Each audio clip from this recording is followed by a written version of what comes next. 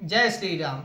नाथ एक गुण धनुष हमारे, नव गुण परम पुनीत तुम्हारे।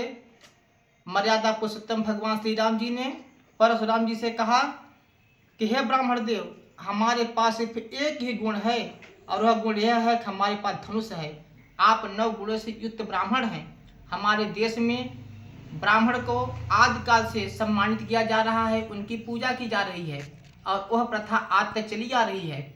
हमारे देश ने चाणक्य को देखा है। हमारे देश में ब्राह्मण समाज की ऐसी कई विभूतियों को देखा गया है। ऐसी विभूतियों पर, ऐसे वंश पर, देश की इन आदर्शों पर दाग लगाने वाले भोपाल के IAS संतोष वर्मा ने कहा कि हिंदुस्तान का आरक्षण तब तक समाप्त नहीं होगा जब तक ब्राह्मण अपनी कन्या का दान हमारे बेटे के साथ नहीं करेगा।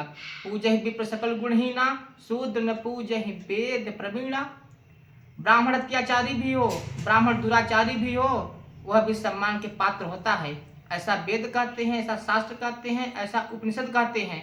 यदि शूद्र वेद का जाता भी हो तो भी वह सम्मान के पात्र नहीं होता। जय बन्नाथ में तेल कुमारा, सुपच की रात कोल कलबारा।